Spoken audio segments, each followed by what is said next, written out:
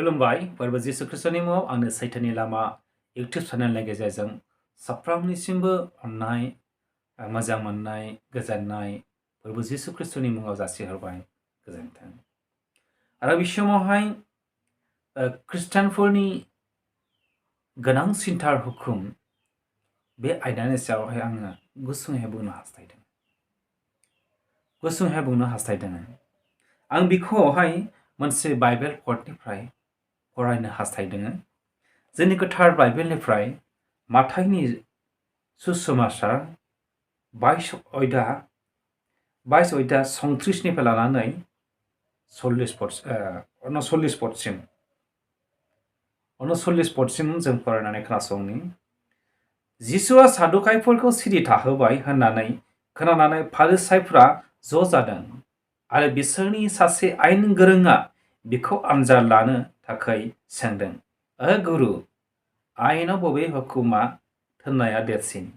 जिसुआ बुंफिनदों, नोङो नोंनि गासै गोसोजों, नोंनि गासै जिउजों आरो नोंनि गासै हानायमानिजों नोंनि फोरबो इसोरखौ अन। बेनो देरसिन आरो सिगांनि थोननाय।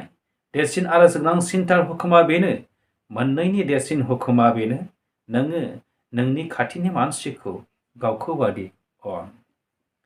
जिसु ख्रिस्ट'आ सानसेखालि बेबादिनो सादुकाइफोरनि गेजेराव इसोरखौ मोनै मानसिफोरनि गेजेराव बे संसारनि आयेन गोरोंफोर, बे संसारनि गोरों गोराफोर, बुद्धिजीबिफोर, बे बुद्धिजीबिफोरजों बाथ्रा दान्थेलायनाय समावहाय जिसु ख्रिस्ट'आ बिसोरखौहाय बाथ्रानि गेजेरजों, गाहाम बाथ्रानि गेजेरजों बिसोरखौ सिरि थाहोदों। जिसु ख्रिस्ट'आ बिसोरखौ सिरि थाहोनाय समावहाय सादुकाइफोरनि सासे आयेन गोरोङा, आयेन गुरुआ जिसु ख्रिस्ट'खौ आनजाद लादों। बयनिख्रुइबो बे संसारनि गोरों गोरासिन सादुकाइफोर, गोरों गोराफोर, आयेन गोरोंफोर, बिथांमोनहा जिसु ख्रिस्ट'खौ आनजाद लादों। गुरु, देरसिन हुकुमा, इसोरनि देरसिन थोननाय हुकुमा बबे? बेबादि होननानै जिसु ख्रिस्ट'नियाव सोंदों। अब्ला जिसु ख्रिस्ट'आ बुंदों, नोंनि गोसो मानिजों, नोंनि हानाय मानिजों, नोंनि जिउजों नोंनि फोरबो इसोरखौ अन। 2 नाम्बाराव, नोङो नोंनि खाथिनि मानसिखौ, नोंनि फारापुरिसिखौ नों गावखौ बादि अन। बेनो देरसिन आरो सिगांनि थोननाय। जिसु ख्रिस्ट'आ सोलोंग्राफोरनि गेजेराव, बै सादुकाइफोरनि गेजेराव, बे संसारनि आयेन गोरोंफोर, गोरों गोराफोर, बुद्धिजीबिफोरनि सिगाङाव जिसु ख्रिस्ट'आ बे बाथ्राखौ बुंनानै बिसोरखौहाय सिरि थाहोदों। अनलायग्राफोर, जों दिनै जिसु ख्रिस्ट'नि फोथायग्राफोर, ख्रिस्टियानफोर, जोंनि जिबन खांनाया, जिबननि मेन साबजेक्ट, डाटाया बे आयदानि सायावनो सोनारो।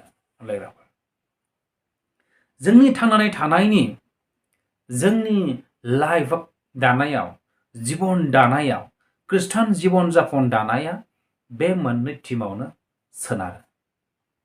बेजोंनो जोंनि जिबनखौ जों सोलायहोनो हायो। बेजोंनो जोङो इसोरनि खाथियाव थानो हायो। बेजोंनो जों इसोरनि अननायखौ जों मोननो हायो। बेवहाय जिसु ख्रिस्ट'आ जोंनो बेखौनो फोरोंदों, जोङो बे संसारनि गासै नोंनि धोन दौलत, रां रुफा, सना रुफा, गासैनिख्रुइबो नोंनि मुवा बेसादफोरनिफ्रायबो साबसिन अननाय इसोरनो जोङो बोलि होनांगौ। जों ख्रिस्टानफ्रा सोरबा जुदि ख्रिस्ट'खौ मोनबायब्ला, ख्रिस्ट'खौ फोथायबायब्ला, बासायजानायखौ मोनबायब्ला, बियो बे संसारनि गासै मुवाफोरनिख्रुइ बे बांसिन जिसु ख्रिस्ट'खौ फोथायनांगोन, जिसु ख्रिस्ट'खौ बियो अननांगोन। बे संसारनि गासैबो अननायफ्रा गोमालाङो। बे संसारनि धोन दौलतफ्रा गोमालाङो। बे संसारनि भाइ बाहागिनि अननायफ्रा सुलाङो। नोंनि बिहि बिसायनि गेजेरावबो अननाया दिदोमै थाबाय थाया। भाइ बाहागिजों अनलायनाय, बिदा फंबायजों अनलायनाय, जाथि खुरमाजों अनलायनाय, बे गासैबो सुहाबलाङो, सुलाङो। नाथाय जिसु ख्रिस्टनि अननाया नोंनियाव दङब्ला जिसु ख्रिस्टखौ नोङो फोथायनाय आरो नों जिसु ख्रिस्टखौ अननाया दङब्ला नोंखौ सानखि हर गासै मुगायाव गासै सेकेन्डआव बेयो नोंखौ नागारनाय नङा। बेनिखायनो जिसु ख्रिस्टआ बुंदों नोंसोरो नोङो नोंनि गासै गोसोजों नोंनि गासै जिउजों नोंनि गासै हानायमानिजों नों बांसिन जिसु ख्रिस्टखौ अन आरो जिसु ख्रिस्टखौ नों फोथाय। जिसु ख्रिस्टखौ अन आरो इसोरखौ नों फोथाय। बे बाथ्राखौ जिसु ख्रिस्टआ बांसिनै सोलोंग्राफोरनि गेजेराव आरो सादुकाय आरो फारिसाइफोरनि गेजेराव बे संसारनि धोरोमगुरुफोरनि गेजेराव बे संसारनि गोरों गोराफोरनि गेजेराव बियो फोरोंबायदों, खोन्थादों। बेनिखायनो जों खृष्टानफोरनि मावनो गोनां देरसिनथार हुकुमा जों जुदि इसोरनि अननायखौ लुबैयोब्ला इसोरनि बेंजानायखौ लुबैयोबा बे गिथाव बाथाव मुगाफोराव जों इसोरनि खाथियाव बांसिन थानो गोसो हो। इसोरनि खाथियाव थानो जों बांसिन गोसो हो। इसोरखौ अननायखौ बांसिन नोङो गोसो हो। सासे जोहोलावजो आरो सासे सेंग्राया जेब्ला बिसोरो मोजां मोनो आरो मोजां मोनलायोबा बिसोर बेसेबांनाखि फोथायलायगोन, बिसोर बेसेबांनाखि अनलायगोन, बिसोरनि खाथि सोमोन्दोआ बांसिन जागोन। बिसोरनि खाथि सोमोन्दोआ बांसिन जागोन आरो बिसोरनि सानफ्रोमबोनि मोजां मोनलायनायनि गल्प खालामनायफ्रा, रायज्लायनायफ्रा सानखि हर डे नाइट आरो बिसोर घन्टा घन्टा मिनिट मोनफ्रोमबो बिसोरो सब समय बिसोर खबर लाबाय थागोन फनजों।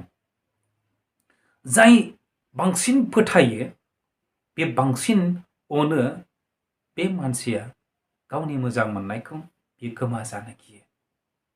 थिग बेबादिनो जिसु ख्रिस्टआबो इसोराबो गाव अनसिनाय सुबुंखौ बे संसारनिफ्राय आदै जाजानो गियो। नोङो जुदि इसोरखौ अनोब्ला, नोङो जुदि इसोरखौ फोथायोब्ला बे संसारनिफ्राय गाज्रि जाथायफोरनिफ्राय गाज्रि बारहावाफोरनिफ्राय इसोरा नोंखौ गोमाजानो गियो। नों बांसिन अनोब्ला नोंखौ जिसु ख्रिस्टआ बांसिन खबर लागोन। इसोरा नोंखौ गोमाजानो गिगोन। अनलायग्राफोर, बे संसारनि गासैबो अननायफ्रा गोमालाङो, सुहाबलाङो, नाथाय इसोरनि अननाया नागारा जोंखौ मालाबाबो। बेनिखायनो जिसु ख्रिस्टआ थार अननायखौ इसोरनो होनो थाखाय, थार फोथायनायखौ इसोरनो बोलि होनो थाखाय बे बाथ्रानि गेजेरजों जोंखौ खावलायदों, जोंखौ बियो फोरोंदों। आरो मोननैनि हुकुमाव नोंनि खाथिनि मानसिखौ नों गावखौ बादि अन। जोङो गावनि खाथिनि मानसिखौ गावखौ बादि अनोना? जोङो जोंनि परबफोराव, जोंनि बर'दिनफोराव, जोंनि गुड फ्राइडेफ्राव, जोंनि जिसु ख्रिस्ट सिखांफिननाय परबफोराव जोङो खाथिनि बै नन बिलिभार्सफोर, खाथिनि बिसिगिफोरखौ जोङो हांख्रायोना? जुदि हांख्रायोब्ला बिथांमोना फैयो ने नोंनि हांख्रायनाय बसाव। नाथाय नोङो बिथांमोननि हांख्रायनायाव बिथांमोननि बसाव लोगो लायाब्ला बिथांमोनाबो नोंनि बसाव लोगो लाया। आरो जों बिथांमोननि हांख्रायनाय बसाव लोगो लायोब्ला जोंनि साननायफ्रा बादुआ उसुसि जानाय गोसोआव जुदि साननाय दङब्ला नों बिथांमोनखौ अननो हायाखै। बिथांमोनखौ जोङो अननो हायाखै। मानो? नोंनि गोसोजों, नोंनि जिउजों, नोंनि हानायमानिजों फोरबो इसोरखौ जुदि जों अनोब्ला बेयाव सोलायनाय गैया। आरो बेवहाय नोङो बिथांमोननि बसाव लोगो लाहैयोबा नोंदि उसुसि जाजानो लुबैयो, उसुसि जाजानो गियो, बे नङा। नों बिथांमोननि बसावबो लोगो लानांगोन आरो बिथांमोना नोंनि बसाव बिथांमोनाबो लोगो लागोन। आरो अब्ला नोंनि गुबै केरेक्टारखौ, नोंनि गुबै अननायखौ बिथांमोनहा मोनलांगोन। बे अननायजों,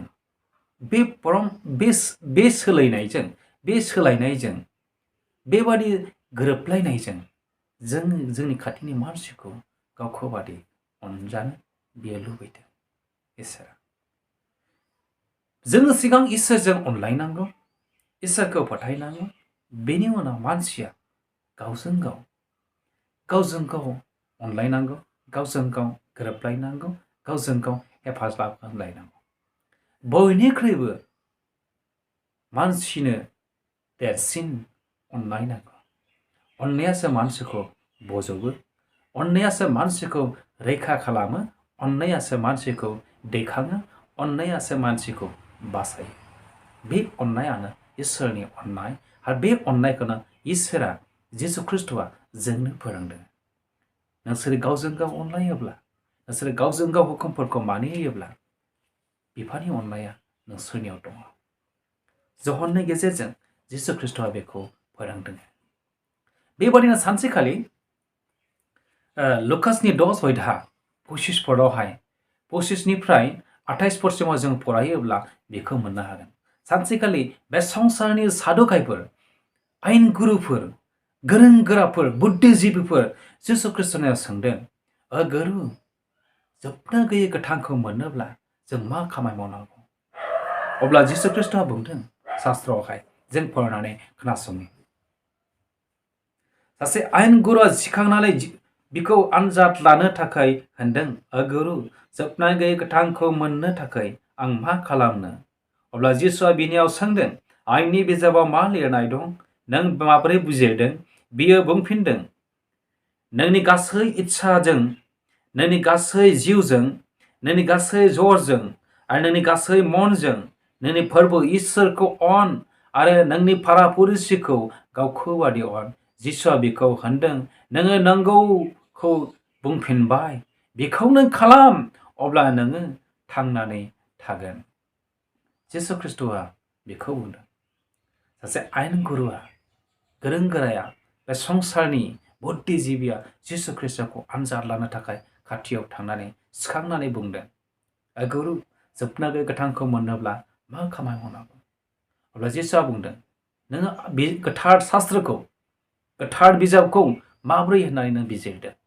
अब्ला बियो बुंदों, गुरु, गोथार बिजाबाव बेबादि लिरनाय दङ, नोंनि गासै मनजों, नोंनि गासै जिउजों, नोंनि गासै हानायमानिजों, नोङो गासैजोंबो आरो नोंनि खाथिनि मानसिखौ गावखौ बादि अननायजों नोङो हाबाखौ मावोब्ला, नोंनि फोरबो इसोरखौ अनोब्ला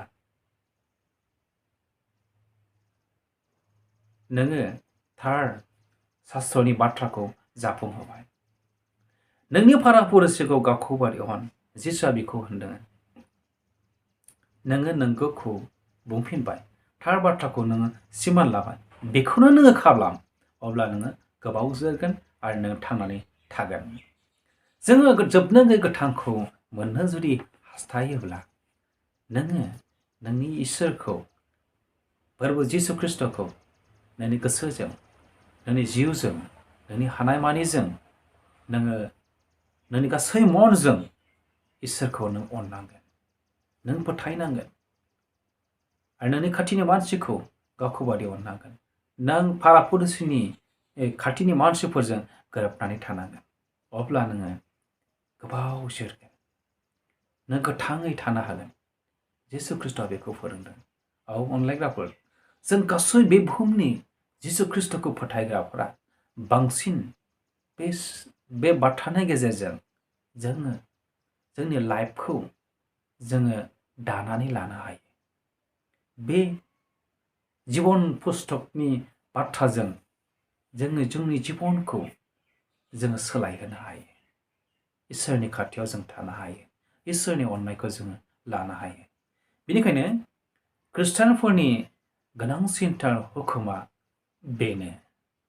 आरो बाखि समफोरावहाय बाखि थालांनाय माखासे आयदाफोरखौ बुंबावनो थाखाय नोंथांमोन साफ्रोमनिसिमबो आसा दोनबाय। नेक्स्ट सप्तायावहाय बे बाथ्राखौ लाबोनाय जागोन।